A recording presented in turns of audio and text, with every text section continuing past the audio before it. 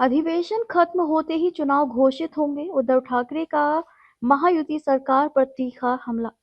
महाराष्ट्र विधानसभा का अधिवेशन समाप्त होते ही राज्य में चुनाव घोषित होने की चर्चाओं के बीच शिवसेना प्रमुख उद्धव ठाकरे ने आज महायुति सरकार पर जोरदार प्रहार किया। उद्धव ठाकरे ने कहा, इस तरह के चुनाव मैंने कभी नहीं देखे। अधिवेशन खत्म हुआ नहीं कि चुनावों का ऐलान। यह महाराष्ट्र की नई पहचान बन गई है। राज्य की बदहाली अब दूसरे राज्यों में उदाहरण बनकर बताई जा रही है। उन्होंने आरोप लगाया कि महाराष्ट्र में महायुति सरकार के अंदर ही एक दूसरे को बदनाम करने का खेल चल रहा है। रोज छापे डाले जा रहे हैं, जबकि दूसरी ओर भ्रष्ट मंत्रियों को क्लीन चिट दी जा रही है। इस दौरान उद्धव ठाकरे ने काव्यात्मक अंदाज में सरकार पर वार किया। सरन्यायाधीश होऊन गेले, पुढचे कोण? आता सुद्धा अरे आता पुढचा कोण येणार आहे, त्याच्या पुढे कोण येणार आहे, एवढंच आम्ही करत बसायचं? मी पण त्यांना म्हटलेलं आहे की कोण होतास तू, काय झालंस तू, भ्रष्टाचाराला पांघरुणात घेतलंस तू. हा अमित शहाचं मी जे बोललो ना ॲनाकोंडा, हा ॲनाकोंडा आता मुंबई गिळायच्या दिशेने वाटचाल करायला लागलेला आहे.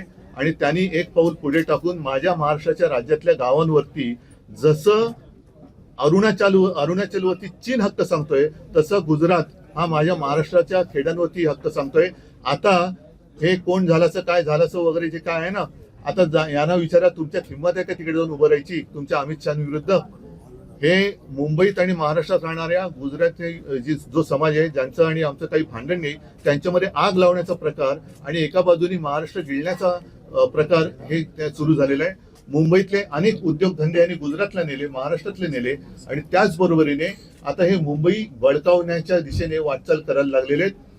आम्ही तर हा प्रयत्न हाणून पाडल्याशिवाय राहणार नाही. सरकार काय करेल न करेल आम्हाला त्याची काही पडलेली नाहीये आणि या सरकारकडनं धाडसाची तर काय आम्हाला अपेक्षा नाही. मी म्हटलं ना की आणखीन एक खातं निर्माण करावं, पांघरुण खातं, आणि त्याचं कारण हेच क्लीन चिट देत आहेत.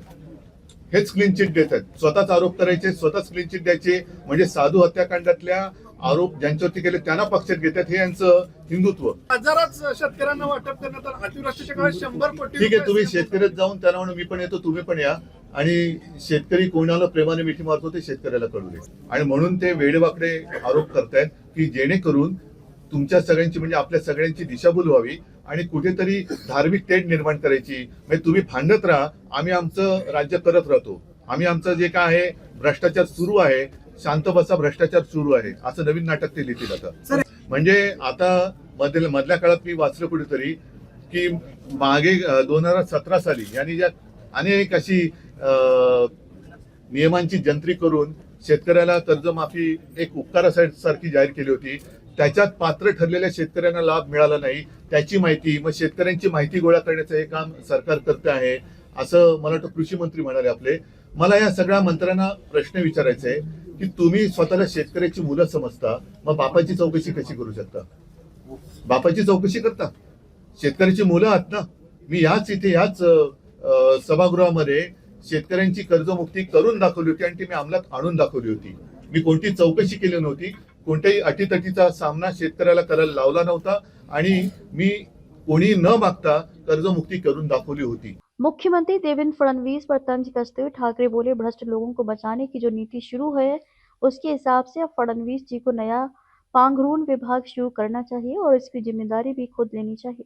उद्धव ठाकरे के इन तीखे बयानों से महाराष्ट्र की राजनीति में गर्मी और बढ़ गई है तथा आगामी चुनावों की आहट और तेज महसूस हो रही है।